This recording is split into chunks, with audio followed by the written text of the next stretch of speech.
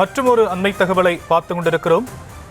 முன்னாள் அமைச்சர் செந்தில் பாலாஜி அரசாணையை மீறி ஒரு பதிவை வெளியிட்டிருக்கிறார். மாநில மாவட்ட அளவில் முதலிடம் பிடித்த பொதுத் தேர்வில் 10ஆம் வகுப்பு பொதுத் தேர்வு முடிவுகள் வெளியான நிலையில் அதில் முதலிடம் 2ஆம் இடம் என வெளியிடக்கூடாது என்ற அரசாணை இருக்கக்கூடிய நிலையில் அந்த அரசாணையை மீறி தன்னுடைய பதிவை சமூக வலைதளத்தில் அவர் வெளியிட்டிருக்கக்கூடிய அண்மை தகவலை பார்த்து கொண்டிருக்கிறோம்.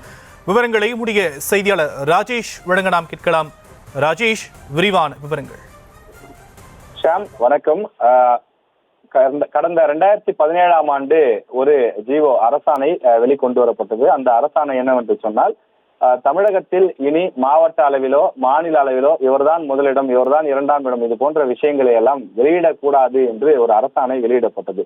எதற்காக என்றால், மாணவர்கள் மத்தியிலே ஏற்றத்தாழ்வு உருவாகக்கூடாது.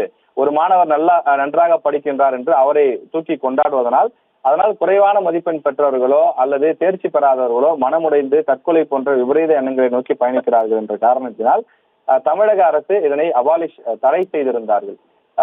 இந்த நிலையிலேதான் நேற்றைய தினம் 10ஆம் வகுப்பு பொதுத் தேர்வு முடிவுகள் வெளியாகி இருக்கக்கூடிய நிலையிலே முன்னாள் அமைச்சர் செந்தில் பாலாஜி தன்னுடைய சமூக வலைதள பக்கத்தில் முதலிடம், 2ஆம் இடம், 3ஆம் இடம் பெற்ற மாணவர்களுடைய அந்த விவரங்கள், பள்ளி விவரங்கள் போன்றவற்றை எல்லாம் அவர் வெளியிட்டிருக்கிறார்.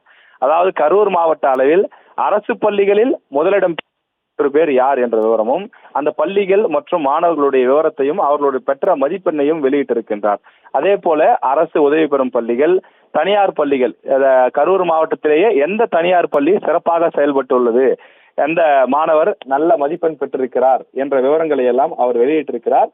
இது மாணவர்கள் மத்தியிலே ஏற்றத்தாழ்வு உருவாக்கக்கூடிய வகையிலே இருக்கின்றது என்று சில பேர் சமூக வலைதளங்களிலே கருத்து தெரிவித்திருக்கிறார்கள்.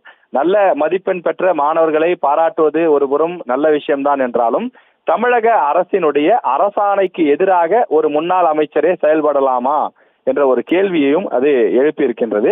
இந்த ஜிஓ கொண்டு வரப்பட்ட போது ஒரு நல்ல வரவேற்பை பெற்றது. மாணவர்கள் மத்தியிலே ஒரு பாகுபாடு, ஒரு ஏற்றத்தாழ்வை இது உருவாக்குவதை தவிர்க்கும் என்று சொல்லப்பட்டு வந்தது. நாம் பார்க்கலாம், 2017ஆம் ஆண்டுக்கு பிறகு இவர்தான் ஸ்டேட் ஃபர்ஸ்ட், ஸ்டேட் செகண்ட், இவர்தான் இந்த மாவட்ட அளவில் முதலிடம் பெற்றவர் என்பதை எங்கேயும் நாம் பார்க்க முடியாது. குறிப்பாக அந்த அரசாணையில் உள்ள விவரத்தை அப்படியே சொல்ல வேண்டுமானால், எந்த தனியார் பள்ளியாவது இனிமேல் இந்த மாணவர் தான் முதலிடம், எங்கள் பள்ளியில் படித்த மாணவர் தான் இந்த மாவட்டத்திலேயே முதலிடம், இது போன்றெல்லாம் சுவர் விளம்பரங்களோ அல்லது பேனர்களோ வைத்தால் கடுமையான நடவடிக்கை எடுக்கப்படும் என்றெல்லாம் அதற்கான விதிகளை எல்லாம் குறிப்பிட்டு அந்த அரசாணையிலே குறிப்பிட்டிருந்தார்கள். எனவே இது போன்ற ஒரு நல்ல நோக்கத்திற்காக கொண்டு வரப்பட்ட அரசாணை காலப்போக்கில் நீர்த்து போக செய்வது, தமிழக அரசு கொண்டு வந்த அந்த அரசாணையை கேள்விக்குறியாக்கக்கூடிய, அந்த நல்ல நோக்கத்தை சிதைக்கக்கூடிய வகையில இருக்கிறது. அதற்கு ஒரு முன்னாள் அமைச்சரே துணை போகலாமா என்ற ஒரு கேள்வியையும் சமூக வலைதளத்திலே எழுப்பி வருகிறார்கள். எனவே அமைச்சர் செந்தில் பாலாஜி இது போன்று செயல்களில் ஈடுபடக்கூடாது எனவும், மற்றவர்களும் கூட இவர்தான் முன்பு வந்திருக்கின்றார், இவர்தான் தரவரிசையில ரேங்க்ல நம்பர் 1 இருக்கிறார், இவர்தான் சிறந்த மாணவர், இவர்தான் சிறந்த மாணவி என்பெல்லாம் ஒருவரை வெளிப்படையாக பாராட்டக்கூடிய காரணத்தால் மற்ற மாணவர்கள் மத்தியில் அது ஏற்றத்தாழ்வை உருவாக்குகிறது என்பதையும் சுட்டிக்காட்டுகின்றனர். அரசாணை இருப்பதையும் சுட்டிக்காட்டுகின்றனர். விரிவான விவரங்களுக்கு நன்றி ராஜேஷ்.